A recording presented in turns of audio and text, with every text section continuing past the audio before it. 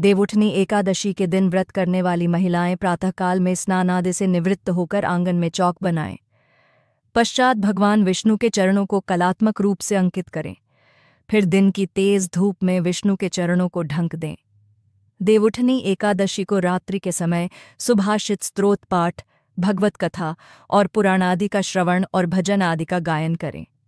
घंटा, शंख, मृदंग, नगाड़े और वीणा बजाएं। विविध प्रकार के खेलकूद, लीला और नाच आदि के साथ इस मंत्र का उच्चारण करते हुए भगवान को जगाएं। उत्तिष्ठ गोविंद त्यज निद्रां जगत्पतये त्वये सुप्ते जगन्नाथ जगत सुप्तम भवेदिदम् उत्थिते चेष्टते सर्वमुत्तिष्ठोत्तिष्ठ माधव गता मेघा व्यच्चैव निर्मलं निर्मलादिशः वै शारदानि च पुष्पाणि ग्रहाण मम केशव। के लिए भगवान का मंदिर अथवा सिंहासन को विभिन्न प्रकार के लतापत्र, फल, पुष्प और वंदन बार आदि से सजाएं।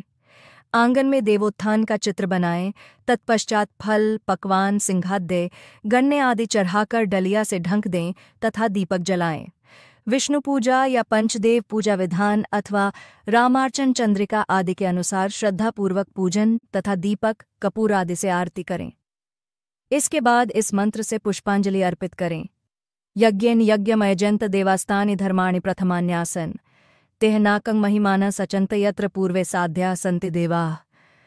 पश्चात इस मंत्र से प्रार्थना करें। इयं तु द्वादशी देव प्रबोधाय विनिर्मिता त्वयैव सर्वलोकानां हितार्थ शेषशाय इदं व्रतं मया देव कृतं प्रीत्यै तव प्रभो न्यूनं संपूर्णतां यातु त्वत्प्रसादात् जनार्दन।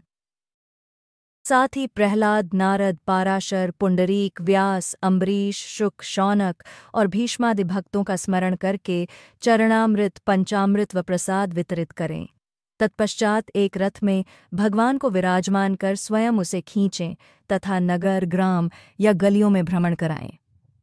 शास्त्रानुसार जिस समय वामन भगवान 3 पद भूमि लेकर विदा हुए थे, उस समय दैत्यराज बलि ने वामन जी को रथ में विराजमान कर स्वयं उसे चलाया था। ऐसा करने से समुत्थिते ततो विष्णो क्रियाः सर्वाः प्रवर्तयेत के अनुसार भगवान विष्णु योग निद्रा को त्याग कर सभी प्रकार की क्रिया करने में प्रवृत्त हो जाते हैं। अंत में कथा श्रवण कर प्रसाद का वितरण करें। एक राजा था। उसके राज्य में प्रजा सुखी थी। एकादशी को कोई भी अन्न नहीं बेचता था। सभी फलाहार करते थे। एक बार भगवान ने राजा की परीक्षा लेनी चाहिए। भगवान ने एक सुंदरी का रूप धारण किया तथा ऐसे निकला और सुंदरी को देख चकित रह गया। उसने पूछा, हे सुंदरी, तुम कौन हो और इस तरह यहाँ क्यों बैठी हो? तब सुंदर स्त्री बने भगवान बोले, हूँ, नगर में मेरा कोई जाना पहचाना नहीं है, किससे सहायता मांगू? राजा उसके रूप पर मोहित हो गया था। वह बोला, तुम मेरे महल में चलकर मेरी रानी बनकर रहो। सुंदरी बोली, मैं तुम्हारी बात मानूंगी, पर तुम्हें राज्य का अधिकार मुझे सौंपना होगा। राज्य पर मेरा पूर्ण अधिकार होगा।